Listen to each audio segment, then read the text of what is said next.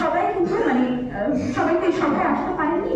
আমাকে সবাই বলেছে যে তুমি যদি যাও একটি কথা তুমি বলবে, সেটি হচ্ছে যে আইন শৃঙ্খলা এবং নৈরাজ্যের যে সমস্যাটি রয়েছে এখন আমাদের, এই কথাটা মানে সবারই একটা দাবির জায়গা, যে একটা সাধারণ মানুষ যখন রাস্তায় নামে সে তো আসলে নিরাপদে যে পথ চলতে চায়, সে বাড়ি ফিরতে চায়, খুব প্রাথমিকভাবে আমি যদি চিন্তা করি। তো সেই জায়গা থেকে আসলে আমাদের জননিরাপত্তা এবং অন্যান্য যে ঝুঁকিগুলো রয়েছে, নৈরাজ্য ভিত্তিক যে ঝুঁকি, সেগুলোর ব্যাপারে অনেক বেশি কনসার্ন হওয়া দরকার, এক নাম্বার।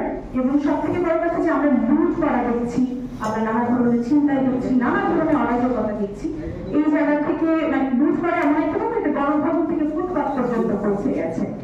এমনকি আমাদের যে শিক্ষার্থী, শহীদ শিক্ষার্থী অবস্থায় তার নামেও কিন্তু একটি বিল্ডিং দখল করার মানে একটা খবর আমরা দেখেছি। তার মানে লুটের বিষয়টা এই পর্যায়ে চলে গেছে, সেটা আমাদের একটা মেজর কনসার্ন। আমার মনে হয় যে এই সময়ে সব থেকে আগে যেটা প্রায়োরিটাইজ করার ব্যাপার, সেটা হচ্ছে যে আমাদের নৈরাজ্যভিত্তিক পরিস্থিতিকে আমরা কিভাবে মোকাবেলা করবো, সেটা এক নাম্বার। আমি আরেকটা ঝুঁকি বলতে চাই, সেটি হচ্ছে একটা মনস্তাত্ত্বিক ঝুঁকি আমি দেখতে পাই। আমি জানি না এটা হয়তো আপনারা ভেবেছেন, সেটা হচ্ছে যে 5 তারিখের পরে মানে আমাদের এই নতুন ধরনের বিজয়ের পরে পুরো সমাজে একটা উথাল পাথাল ভাঙা পড়া আমরা দেখতে পাচ্ছি, এবং এখানে রাজনৈতিক, অর্থনৈতিক, সাংস্কৃতিক একটা মতাদর্শের ঝুঁকি তৈরি হয়েছে। পরিস্থিতি এমন একটা ব্যাপারে মানে চলে যাচ্ছে যে পারদ যেভাবে আমরা কাঁচের জায়গা রাখি, পারদ সবসময় কখনো এবার কখনো ওপার এরকম করে, এরকম একটা জায়গা থেকে পরিস্থিতি কোন দিকে যে যাবে সেটা খুব মানে আনপ্রেডিক্টেবল একটা জায়গায় সেটা চলে গেছে।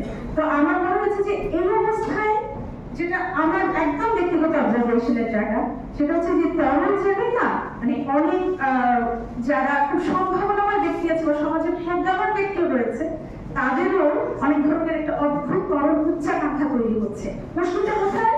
মুশকিলটা এইখানে যে তারা যেহেতু অনেকগুলো নীতি নির্ধারক জায়গাগুলো ইনফ্লুয়েন্স করতে পারে, তো সেই জায়গায় আমার মনে একটা ভোলাটাইল একটা মনস্তত্ত্ব আমি দেখতে পাচ্ছি ব্যক্তিগতভাবে। এটা আমার একটা কনসার্ন, যেটা আমি শেয়ার করলাম।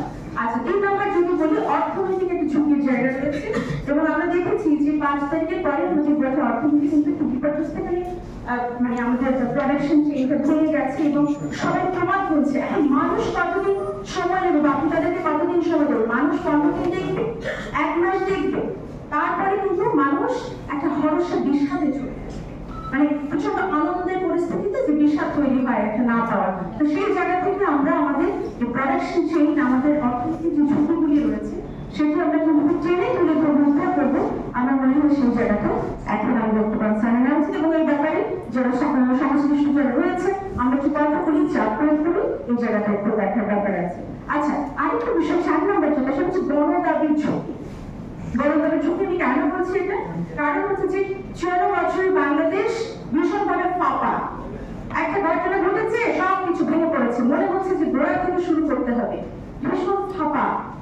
তো এই জায়গাটায় সেই সাথে যুক্ত হয়েছে 16 বছরের আওয়ামী একটা ভীষণ একটা দানবীয় তাদের একটা যে প্রভাব, সেটা একটা স্মৃতি। তো আমার মনে হয় যে সেই ব্যাপারে আমাদের মতামত যখন আমরা নিচ্ছি, আমরা এই ধরনের অনুষ্ঠানে বসছি, মত প্রকাশ করছি, শেয়ার করছি, সেখান থেকে কিন্তু আসলে অনেক ধরনের দাবি বানের জলের মতো আসছে।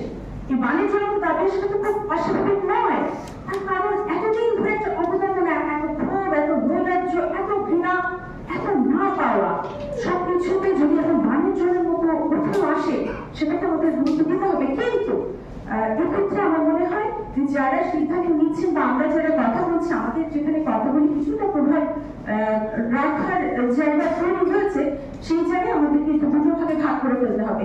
একটা হচ্ছে আমি এটা আমাদের যারা সম্মানিত যিশু উপদেষ্টা মন্ডলী রয়েছে তাদেরকেও বলবো যে প্রথমত প্রায়োরিটাইজ করা, আমরা আসলে এই মুহূর্তে কি করবো সেটা একটা ব্যাপার। 2 নাম্বার হচ্ছে যে আমরা ধাপে ধাপে কি করবো, কারণ আপনারা দেখবেন যে এমনকি সমস্ত জায়গায় কিন্তু যখনই কোন একটা রূপরেখা দিচ্ছে রাষ্ট্র সংস্কারে, সেখানেও এরকম দুটি পথে সবাই বলেছে যে এই মুহূর্তে কি করণীয় এবং ভবিষ্যতের জায়গাটা কি করণীয়। তাই আমার মনে হয় যে এটাকে আমাদের একটু ভাগ করে ফেলতে হবে, একটু ধাপে ধাপে করার বিষয়গুলি করতে এবং এই মুহূর্তে করার বিষয় করতে, সেটা একটু দেখার ব্যাপার আছে।